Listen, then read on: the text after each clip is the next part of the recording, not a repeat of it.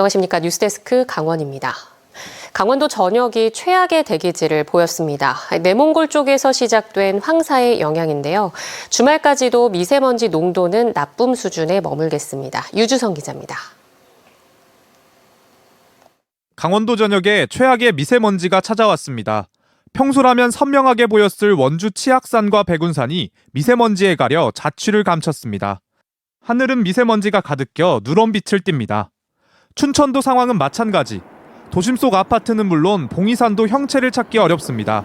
공지천 산책로에는 시민들 대신 탁한 공기만 남았습니다. 백두대간이 황사를 막아줘 비교적 미세먼지 농도가 낮았던 동해안도 오늘만큼은 예외였습니다. 제가 서울에서 왔는데 오늘 서울이랑 비교해서 미세먼지가 덜 할 줄 알았는데 보니까 오늘 굉장히 심하네요. 그리고 바깥에 돌아다닐 때 이제 꼭 마스크를 챙겨서 다녀야 될 것 같습니다. 미세먼지 농도가 매우 나쁨 수준을 훌쩍 뛰어넘긴 가운데 비가 오면서 한때 황사비가 내리기도 했습니다. 황사비에 시민들은 우산 아래로 몸을 숨겼고 마스크론 코와 입을 가렸습니다. 최악의 미세먼지에는 마스크도 무용지물이었습니다. 목은 좀 컬컬해요. 평소 일할 때 원래는 그냥 막 숨 넘어가도 목이 안 따갔는데 밖에서 좀 오래 있다 보니까 목이 좀 아프더라고요. 오늘 오전부터 강원도 전역엔 미세먼지 경보가 발령됐습니다. 미세먼지가 가장 심각했던 곳은 원주입니다. 원주의 미세먼지 농도는 오전 8시 663 마이크로그램까지 치솟아 매우 나쁜 기준인 151 마이크로그램보다 4배 이상 높았습니다. 강원도 내 다른 시군도 비슷한 수준을 보여 정선 621, 횡성 542, 춘천 511, 강릉 474 마이크로그램의 분포를 보였습니다. 다행히 비가 내리면서 미세먼지 농도가 떨어졌고 오후 들어 일부 지역의 미세먼지 경보가 해제되거나 격화되기도 했습니다. 내일은 잔류 황사와 최근 발원된 황사가 유입되어 전 권역 나쁨 수준을 보이겠으며 일부 중부 내륙은 일시적으로 매우 나쁜 수준을 보이겠습니다. 미세먼지 농도가 이렇게 높은 상황에선 외출할 때 마스크를 착용하고 어린이와 임산부, 노인, 호흡기 질환자 등 민감군은 실외 활동을 자제해야 합니다. MBC 뉴스 유주성입니다.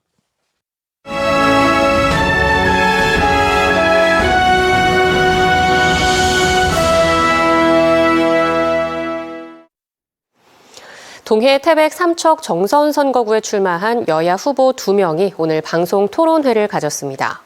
더불어민주당 한호연 후보는 상대 후보 공약에 대해 현실성이 부족하다며 비판했고 이철규 후보는 3선 국회의원에 당선돼 중단 없는 지역 발전을 이뤄내겠다고 밝혔습니다. 김형우 기자가 정리했습니다. 여야 2명의 후보는 토론회 초반부터 상대의 약점을 공격하며 파고들었습니다. 이 후보님 재산이 나날이 승승장구하고 있습니다.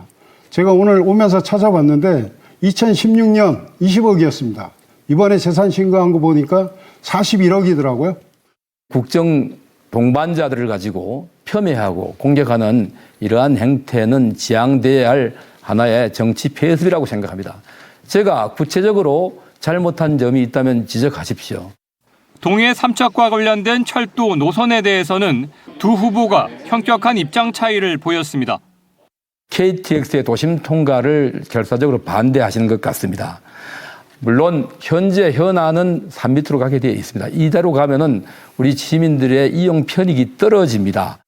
철도는 도심으로 들어와서는 안 되고 KTX는 산 쪽으로 최대한 붙어서 가야 된다고 생각을 합니다. 그래서 정부의 계획상 현재 예타가 진행되고 있는 것은 산 쪽으로 붙어서 폐광 지역 대체 산업으로 제시된 삼척 도계의 면세점 유치 공약에 대해서도 이견을 나타냈습니다. 구체적인 게 아무것도 없습니다. 아무것도 없는데 또 도계 면세점 공약을 하셨더라고요. 20대 국회 때 산자의 전체회의를 통과한 적도 있고요. 특히나 대통령 선거 당시에 윤석열 대통령의 공약에 들어가 있었습니다. 토론회에 참가하지 못한 개혁신당 유성호 후보는 방송 연설을 통해 깨끗한 정치를 내세웠습니다. 뇌심장 수술이 가능한 종합병원을 유치하겠습니다. 태백권 고갯길 2곳, 도문동제와 통리제 밑을 터널 직선화하여 정선에서 태백 삼척 동해로 흐르는 공식 선거운동이 본격적으로 시작되면서 이번 주말과 휴일은 초반 기선을 잡을 수 있는 중요한 전환점이 될 전망입니다. MBC 뉴스 김영호입니다. 제22대 국회의원 선거 후보자의 선거 벽보가 오늘까지 도내 4,126곳에 설치됩니다. 선거 벽보에는 후보자의 사진과 이름, 기호, 학력, 경력, 정견 등 홍보에 필요한 사항이 게재돼 있으며 누구든지 선거 벽보에 나와 있는 내용 가운데 사실과 다른 내용이 있을 경우 관할 선거관리위원회에 이의를 제기할 수 있습니다. 정당한 사유 없이 선거 벽보를 찍거나 낙서를 하는 등 훼손할 경우 2년 이하의 징역 또는 400만 원 이하의 벌금형에 처해질 수 있습니다. 총선 공식 선거운동이 시작된 가운데 속초 인제 고성 양양 지역구에서 네거티브 선거전이 과열 양상 조짐을 보이며 두 후보 간 갈등이 커지고 있습니다. 국민의힘 이양수 후보는 맞춰진 사격장 군사시설 보호구역 출입 문제를 놓고 더불어민주당 김도균 후보와 공방을 벌인 데 이어 이번엔 김 후보의 석사학위 논문에 대해 표절 의혹을 제기했습니다.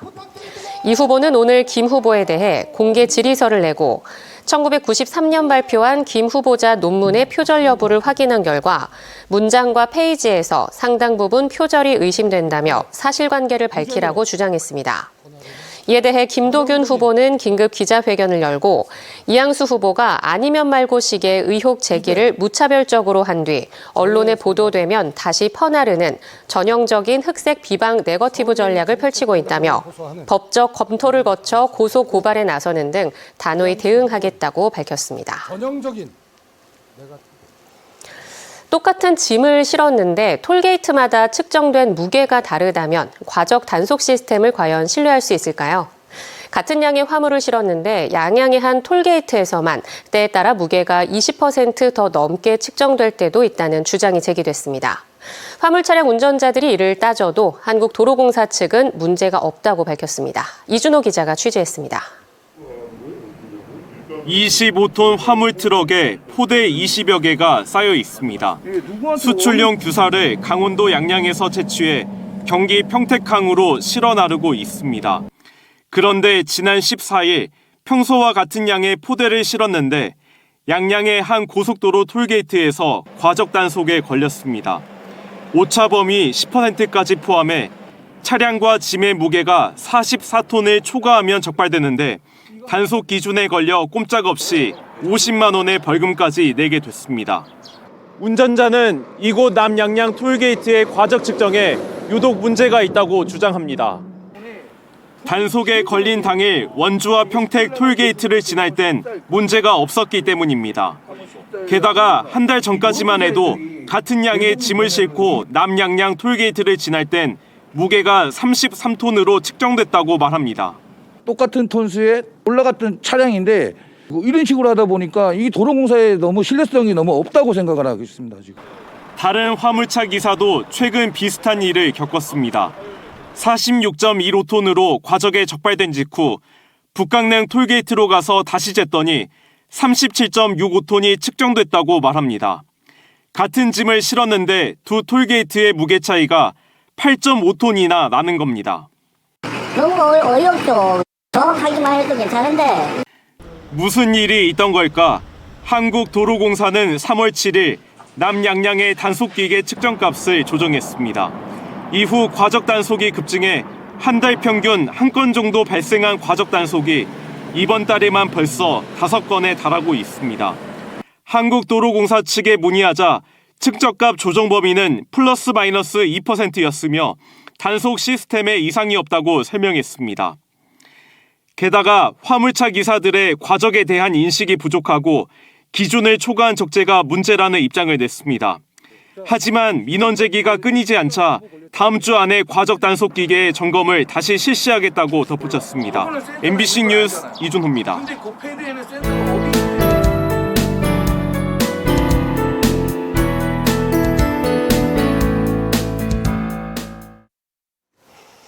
날씨가 포근해지면서 여행 계획들 많이 세우실 텐데요. 특히 봄이 일찍 찾아오는 제주에는 국내외 관광객이 몰리고 있다고 합니다. 여행 추세도 바뀌어서 예전의 단체 패키지 여행과 달리 나만의 취향을 찾아 떠나는 소규모 여행이 관심을 끌고 있다고 합니다.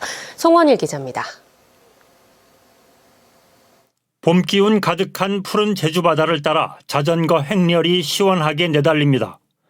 따뜻한 햇살과 시원한 바닷바람을 맞으며 여유롭게 자전거를 타는 이들은 싱가포르 관광객들.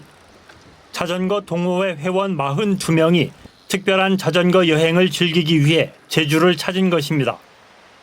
5박 6일 동안 제주의 바닷가를 따라 243km를 달리며 시시각각 변하는 색다른 매력에 빠져듭니다. I saw the barrels where the henios were. I knew they were down below because the barrels were there. Seeing the canolas and. 이번 여행 상품은 제주관광공사가 싱가포르의 한 자전거 동호회와 협의해 지난해 개발했습니다. 작년 봄, 가을에 이어 이번이 세 번째인데 올 가을 상품은 이미 완판됐을 정도로 인기가 높습니다. Safe and a good cycling infrastructure. It is a very good exposure for the first timers going overseas for cycling holidays. So I can see a big potential. 이처럼 특별한 주제를 갖고 소규모로 여행하는 특수 목적 관광이 최근 인기를 끌고 있습니다. 제주관광공사는 자전거 여행에 이어 낚시, 올레길 걷기 같은 제주의 특색을 살린 다양한 상품 개발에 나섰습니다. 10명에서 30명 사이의 소규모지만 체류 일정이 길고 씀씀이도 커 기존 패키지 여행 상품보다 부가가치가 높습니다. 제주에 최하 6박 7일 일정으로 오시고 그다음에 제주 전역을 사이클링 하시면서 돌아다니면서 도내 곳곳에서 직접 소비를 하고 계십니다. 겉핥기식으로 둘러보는 단체 관광에서 벗어나 제주의 특별한 멋과 맛을 체험하는 특수 목적 관광이 새롭게 떠오르면서 제주 관광의 질적 성장을 이끌 수 있을지 주목됩니다. MBC 뉴스 송원일입니다. 자원순환시설세 법제화 추진을 위한 전국 시멘트 생산지역 행정협의회 상반기 정기회의가 오늘 충북 제천시에서 열렸습니다.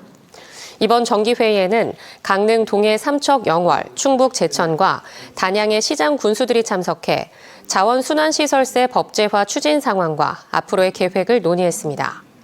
특히 올해 자원순환시설세 신설 추진에 필요한 자원순환시설세 논리보강 연구 용역을 추진하고 석회석 폐광지역 지원 및 환경보전 방안 마련을 위한 심포지엄을 하반기에 공동 개최하기로 합의했습니다.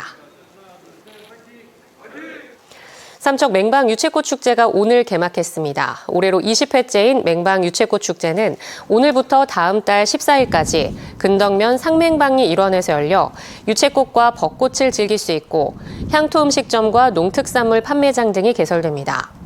내일 오후 1시부터는 MBC 라디오 오후의 발견 특집 공개 방송이 열리며 다음 달 7일에는 유채꽃 따라 걷기 대회도 개최될 예정입니다.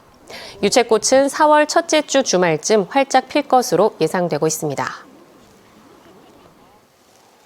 동해 청년도전지원센터가 문을 열고 본격적인 운영을 시작했습니다. 고용노동부 사업에 선정된 청년도전지원센터는 국비 등 4억 5천여만 원을 들여 구직 단념 청년을 발굴해 구직 의욕을 높이고 자신감 회복을 위한 맞춤형 프로그램을 제공하게 됩니다. 이에 앞서 프로그램 참여 희망자를 모집한 결과 모두 60명이 신청과 심층 면접을 마쳤고 다음 달부터 역량 강화 활동에 참여합니다. 강원뉴스 마칩니다. 시청해주신 여러분 고맙습니다.